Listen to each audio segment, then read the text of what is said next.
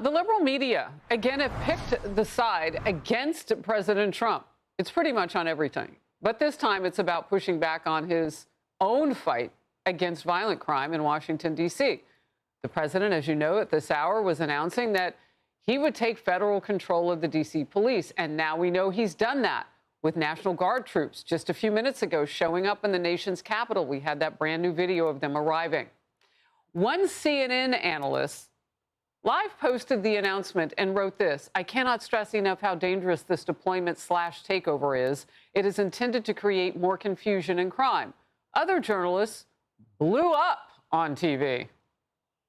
What President Trump said about crime numbers in D.C. is flatly wrong. This is performative. That is a major exaggeration. And we're going to fact check all of the president's comments. I'm trying to hold my temper. It's interesting that he really doesn't really care about what's actually happening in D.C. on a certain level, because he's not trying to get at the underlying root causes. When we try to treat this as a rational response, then we lose sight of the actual politics that's being played here. So what exactly, Clay Travis, founder of OutKick, what exactly are the root causes of killers in D.C. taking out two Israel embassy staffers outside the Capitol Museum? I mean, what exactly do they want to absolve these people of guilt of? I understand sometimes when we have political debates and there are interesting arguments about what tariff rates should be, what tax rates should be, reasonable people can disagree on those things. What reasonable person is upset because the president of the United States is going to try to keep less American citizens from being murdered? I mean, this is the easiest. 100% of people should be in favor of this. The president is marshaling all the resources in what should be a crown jewel of the entire United States to try to make sure that far fewer people are murdered every single month, every single year. I think it's a sign, Harris, of how broken left-wing ideas are, that the reflexive response to this is, oh my goodness, look at what Trump's doing now. Keeping more of us alive? I mean, this is crazy town that Democrats would line up against it. And Harris, by the way, I think one reason why you are smoking the ladies on The View, congratulations, I saw that big Daily Mail article about your success, is because you're rational and you have common sense, like President Trump does, and like a lot of white, black, Asian, and Hispanic people all over the country do, who are overwhelmingly moving in the direction of the president because they see this and they say, this is a common sense, rational decision. I would like D.C., Harris, to be a test case for whether we can go into other cities where far too many people are being murdered and help to drive down the violent crime rate there as well. I think the lax bail laws, not putting bad guys in jail, is why these crime rates are continuing. And I think we should drive them down precipitously everywhere. It should be a goal that everybody's behind, all races, both genders, and anybody of any political persuasion. Well, thank you for the compliment. I want to get your thoughts on this. And really, I think all of this shows exactly what we're talking about. I mean, President Trump is leading a party that knows how to do this, take action. Democrats, meanwhile, are doing this. They are claiming Trump's deployment of the National Guard in D.C. is being used as a distraction from the Jeffrey Epstein files.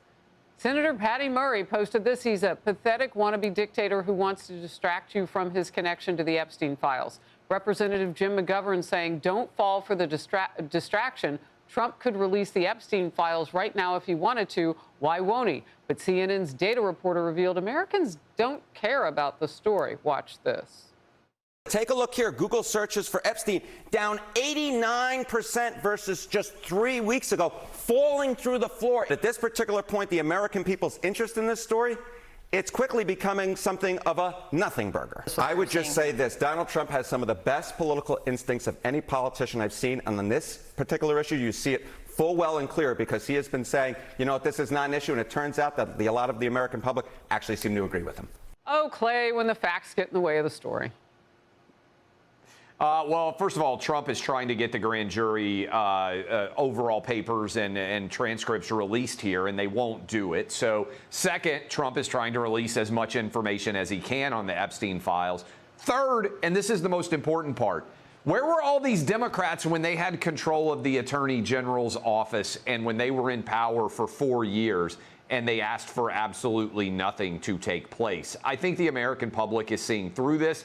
And look, we've got one person who was prosecuted and convicted in Ghislaine Maxwell, who is still in prison right now. To me, what Trump is focusing on is he's saying violent crime, which is occurring today, is the focus of my administration. We'll look at violent crime, alleged crimes that happened a generation ago, but there were a lot of other politicians that haven't taken issue with that. Let's forward think, not backward think. Let's try to protect the lives of those who are still here. And let's try to prove, look, the incredible goal of this president is to just make Washington, D.C. as safe as Mexico City, as safe as Bogota, Colombia. Wow. That doesn't seem like a crazy, irrational idea. And Harris, you know all those reporters you showed earlier? I wonder how many of them are comfortable walking in Washington, D.C. streets at 11 o'clock without their security details. Not many of them. Well, we heard in a press conference yesterday, one of those journalists telling That's right. his or her own personal story. I couldn't see that individual, but I remember the person telling it. All right, let's move. Day 2 of New York City's socialist/communist mayoral candidate Zohran Mamdani's 5 boroughs against Trump tour. This morning, he cast a wide net with his attacks. We stand here speaking about Donald Trump and have to acknowledge the similarities between two of these leaders. And it makes sense because this is a former governor who is getting advice from the current president. While housing experts are ringing the alarm, Andrew Cuomo is ringing Donald Trump. He's calling him because he wants advice on how to stop a campaign that won the most votes in New York City primary history. Took a bit of breaking news. We're short on time. Your quick response. Look, I think that Democrats should have to take their own medicine and elect Mamdani, and I don't think Republicans should try to save them from the communist liar that I think Mamdani is. And so I think we shouldn't panic about this. Let New York City deal with the awful choice it's going to make. Why should we save them from their choices? I think it'll help deliver the House to Republicans next year. Clay Travis, always great to have you in focus. Thank you very much. Outnumbered after the break. Hey everyone, I'm Emily Campagno. Catch me and my co-hosts Harris Faulkner and Kaylee McEnany on Outnumbered every weekday at 12 p.m. Eastern, or set your DVR. Also, don't forget to subscribe to the Fox News YouTube page for daily highlights.